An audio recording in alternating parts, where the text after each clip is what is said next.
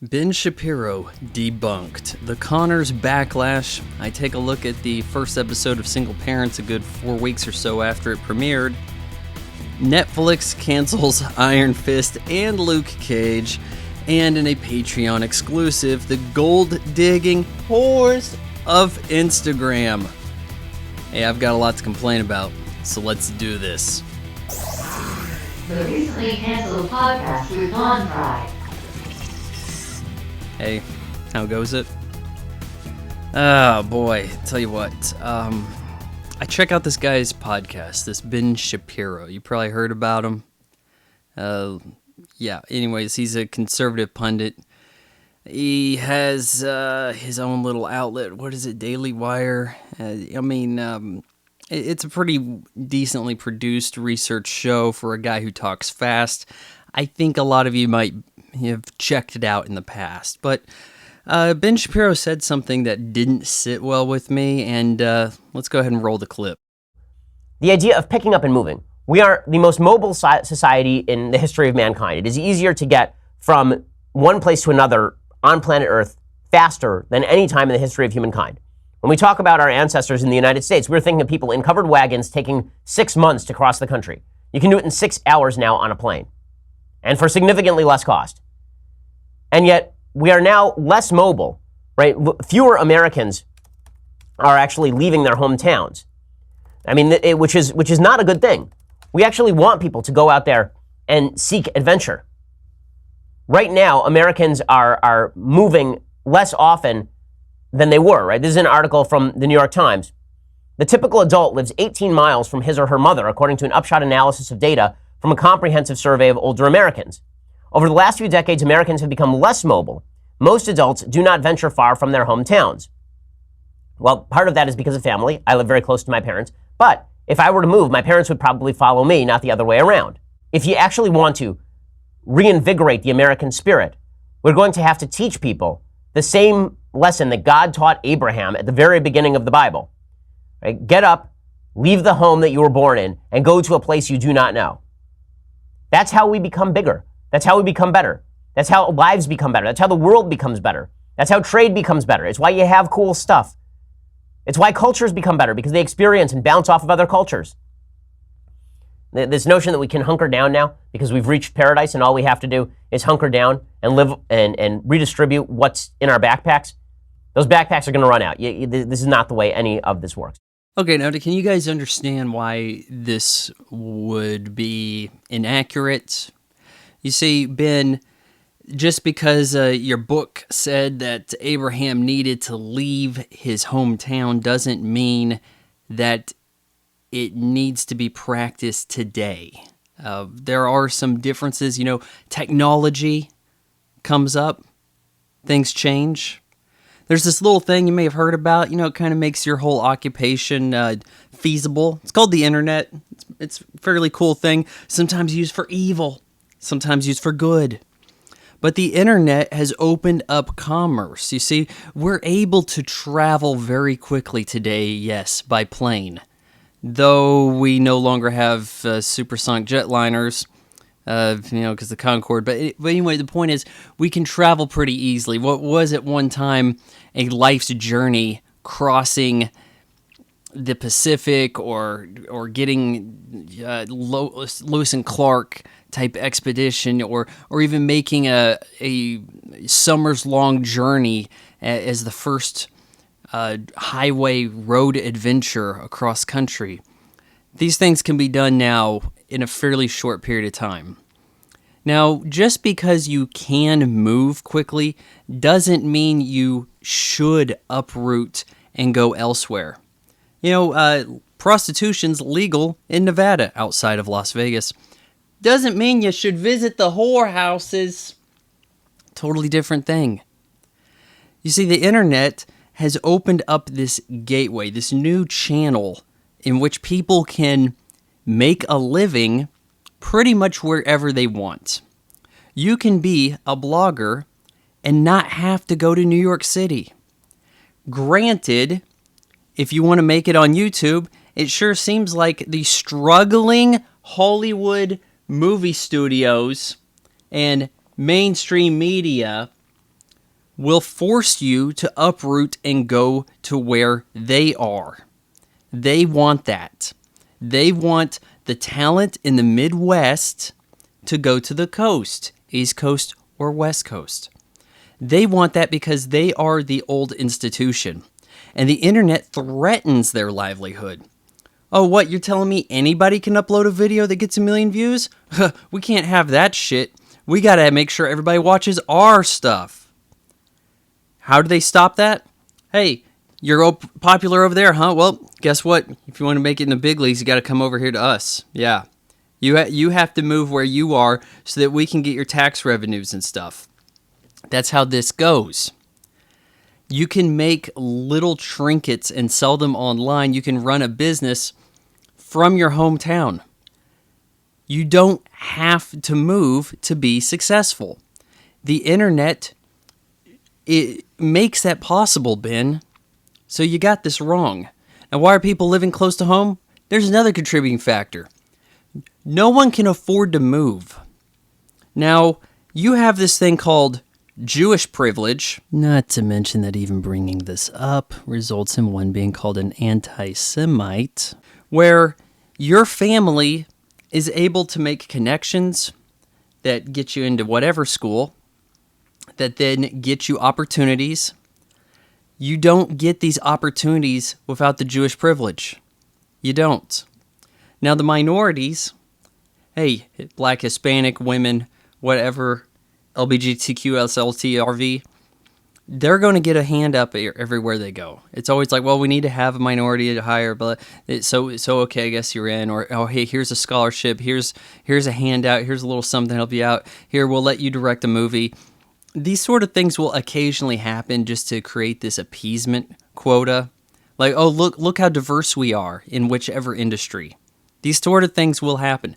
But white guy in the Midwest cannot afford to uproot on that money his parents don't make that didn't give him opportunities to go get some $1 million apartment in NYC to be an intern.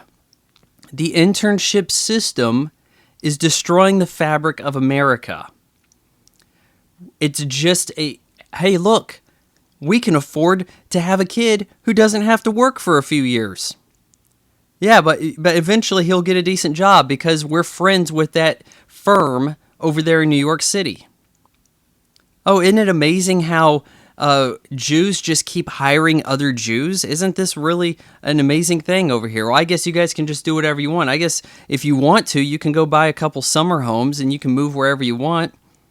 You know, because you got all this opportunity everywhere you go.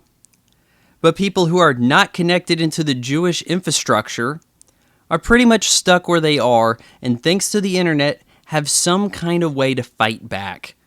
All right, so now that's going to get me all kinds of strikes. I guess I'll go ahead and talk about this backlash I'm receiving from doing a review of the, what are we going to call this, the series premiere of The Conners? It's kind of hard to say.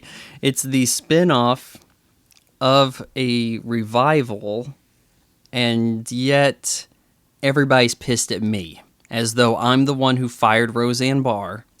All I said was that it's a decent premiere. I'm curious where this goes. I think, as many of you did several months ago when Roseanne was still on the show, that the rest of the cast is pretty talented. That John Goodman could probably hold a show up on his own. Or hell, with Sarah Gilbert there, what harm could really be done? Laurie Metcalf is a cast member and a recent Oscar nominee. Oh, but yeah, you put all this stuff together and you have characters that you are endeared to, that you love, that you know. What is the problem with saying that the show could still be good? Oh, well, I know what the problem is. It's because Roseanne was a Trump supporter, so if you say something against a Trump supporter, all the other Trump supporters have to then mob you, as though they're a bunch of libtards. Guys, do not act like the liberals here. You don't need to be Antifa going after me for saying that a show was decent. I didn't say, oh, thank God they got rid of that racist Roseanne. I didn't say that. You guys need to chill out, respect the authority figure that is the guy who makes the video, while you, the commenters who can't be bothered to make a damn video, piss off. Oh, okay. Tell you what, now I want to talk about this show, Single Parents, not for any particularly good reason here. This was one of the more enticing looking shows on the fall lineup, and I know I'm a few weeks behind on this, but I thought, well, you know what, I'm going to fire up Hulu.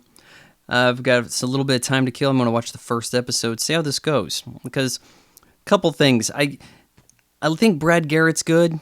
I think he's funny. Yeah, everybody knows him from Everybody Loves Raymond, right? And also, Leighton Meester can still get it. I don't care where you're coming from. I remember when she first came on the scene, walking out of a pool on North Shore in 2004 in a bikini, and it was like, damn. And then, for inexplicable reasons, she shows up on 24 like the next year, befriends this goofy, nerdish kid from the Middle East, whose mom then kills her. Yeah, she just gets taken out, and she was just a nice, friendly white girl, and bam, terrorists got her. It's like, she knows too much, we gotta kill her. I still remember the mom was always like, Aziz, or the one that what she was saying? Yeah. So yeah, I know she's gone and hooked up with Adam Brody. Way to go, Adam Brody. But anyways, man, this guy, is it Taram Killian? Not an easy to say name. He's kind of like the lead guy here. He's the new single parent in town, and these kids are all going to like the first day of kindergarten, or is it first grade or something? And he's dropping the kids off, and all these other single parents are there. I guess there might be parents who are not single in the room also. But he is the room parent. Is that what they're calling this? And he's like, okay, I want participation from everybody here. Here's sign-up sheets. And they're like, no, we don't want to do this. And this guy's a really weird, desperate single parent. People keep talking about being single and being a single parent in such a weird capacity that it's not realistic. But even more unrealistic is the crap coming out of the kids' mouths on this show. Every one of the children of the single parents talks like some kind of weird hipster adult who is trying to get in on PC culture.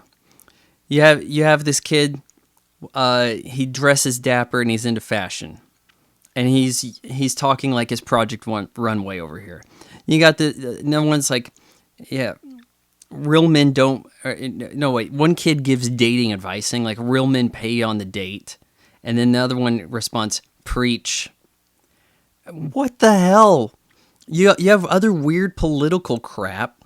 One gal says, this is why we march. Then you got Brad Garrett's got one of the more interesting characters because he's like so brash that it makes for a good conflict there with the other people which they're all friends. I can kind of see them getting into some interesting adventures in an almost Seinfeld way, and I appreciate that this isn't a multi-cam live studio audience old school look. It's not a bad looking show, I'll give it that. So it looks more like Modern Family without the fake documentary let's talk to the camera shit. Thank God. But could they have tried to make it funny? I mean, Taram Killian was awful. He wasn't good on Saturday Night Live, but he was awful in Killing Gunther, right? Or Why We Have to Kill Gunther. So, whatever the title was, it was not good. And he's just coming up with weird sight gags here that the guy is in the abyss. He's been single for so long, he doesn't know how to act like a person. He's been too busy raising his kids. It's a weird, odd thing going that I don't think is realistic, and maybe this would actually play out better in a cartoon. You got these twins from Brad Garrett saying, oh, you can't say that stuff, it's non-empowering. Then at the end, Taram Killian goes on this date, gets kind of kicked out of the gal's apartment / it doesn't look like an apartment. some cops show up, and then the cops are basically on the low, harassed or dehumanized. Like, this is some weird liberal shit trying to get in your mind. Why do I say this? Okay. All these people come by. For some reason, they call it an emergency of the single parent clan. And so even this guy who's in line to get Yeezys, which is not a bad storyline and fairly accurate to the times. You got the young Asian guy, he's in line to get the new Yeezys. You know, he's got to get his, Yeezy Boost 350, whichever. But he leaves, and he gets picked up by Leighton Meester and Brad Garrett, and all the single parents that showed up, even the black gal, and they're there to rescue and talk to this guy. I don't know how they think they can interfere with the cops, but they're trying to tell him, hey, you've got us to lean on and all this. And then his daughter calls and wants to hear a song before bed. Was it daughter or son? I think it was daughter. And he sings the song, and then Brad Garrett jumps in, and then the kid that dresses dapper, he wants to dance with somebody. Brad Garrett's like, hey, you want to dance with me? And he's like, of course, a pleasure or something. Then walks through the cop as though they're nothing, purposely bumps into them, and then dances with Brad Garrett. Like, I know there are cop shows where the cops get hit and punched and kicked, shot at and shit. I don't feel like that's trying to besmirch the police uniform in the way that this kid, ignoring authority like this, just the embodiment of entitlement, and the cop is the bad guy, it's the man, all that shit. I mean, I was frankly disgusted. Right, so you guys have surely seen of the news that Netflix canceled Iron Fist. Now, this was not a well-received show. A lot of people thought it was cultural appropriation, even though the character was white in the comic book. He's doing martial arts, and that's cultural appropriation. We can't have that. It's bad. We don't do that anymore. It's awful. It's the most awful. Well, okay. Maybe the guy was not in as amazing shape as one of the Asian dudes on the show, and maybe you're disappointed there. Some people said that guy, what's his name, Rand, or some, I don't, he's younger than me, so I don't give a shit. Well, people say he wasn't the best actor, he wasn't holding up, but maybe he got in shape for season 2. Well, after season 2, it's canceled. Then another shoe falls. Luke Cage canceled after a second season. So no season 3 for Luke Cage or Iron Fist. So the Marvel Defenders lineup is quickly dwindling. I think they have already announced that there wouldn't be a season 2 of The Defenders, that they would have one season of The Defenders, but everybody else would just continue on their little separate shows. And I think what we have now is a thinning of the herd, and I don't really expect it to get any thinner anytime soon. I think Daredevil is one of the more watched shows on Netflix. From my understanding of it, season 1 of Jessica Jones was the most watched of all of these. That's from what I've heard of this. The Defenders, a lukewarm reception, and I think had less viewership, though Netflix is in no position to really release these figures, nor is there a great way for them to gauge this. So there's no oversight, there's no other authority gauging who is watching what here to give us the real numbers. We just have to go, oh, well, it's canceled. I guess people weren't watching it, so therefore they felt like it wasn't a great investment. You know, because all this money you're pouring into Netflix isn't going towards watching the movies you want to see and acquiring those licenses. I'm waiting for Your Name, an anime from 2016, to end up on the American library, but I'm going to have to do some hackery shit so that I can access like the English library of Netflix to watch some of this stuff. Hell, if you access the English library, you get to watch Star Trek Discovery. Not that you'd want to, So, yeah, this is a thinning of the herd, but they still have 3 left. Punisher, I think, has a certain clout in the name. This is a well-known figure. I think they can do more with it. It's only had 1 season, so they're going to give it some more room. Jessica Jones, now in full feminazi garb. Oh, man. Season 1 was pretty good, and then Season 2 was just like, what the hell happened to this show? Could we get any lazier? Could we cut out any more action? Could we make Trish punch people at random on a bus without any evidence the guy did anything just because belief survivors? And the show does that before belief survivors is a thing. Like, it's shit. It's only going to get more of that, guys. Though I'll give you this. Carrie-Anne Moss had the most intriguing storyline of the season, though it really bared no significance on the plot to what Jessica Jones was doing. I haven't seen Daredevil. I know that it's popular with people. It was the first one of this group. It could be the last to leave, though I would think if another one goes, it's going to be Punisher, but I think it's going to be a couple years before that happens. I think everybody's going to get at least 3 seasons of those remaining, to be honest with you. Hell, Jessica Jones has already been renewed for a 3rd season, so Daredevil, he's on like what? Is he on season 3? Did it just start or some shit? I don't know. You know, this is the sort of thing you have to talk about on YouTube because, oh hey, it's Star Wars and Marvel. Every video has to be about Star Wars or Marvel or I'm not going to watch. Nah. Jesus. So yeah, it's a very short, kind of boring weekend with the podcast here. Don't have a whole lot else to really complain about, so it's sort of false advertising at the start. Just me kind of complaining about you guys complaining about me for spelling the Connors correctly and somehow getting chastised for having the top review of the show and saying it was decent. Because on YouTube, everything has to be the greatest of all time or sucks. So that'll do it for episode 33 of the recently canceled podcast. You're gonna want to check out the Patreon exclusive. That's all I can really say about it. You know, right now in the free zone. You know, before I get censored by YouTube, because that's how hard I'm gonna go at this shit. So, sign up on Patreon, and I know no one's listening to this because somehow I have 3,300 subscribers and 3 supporters on Patreon, though I seem to be busting my ass to make content. Oh, but I'm not a cute chick, and I don't have a stack of video games behind me, so screw me, right?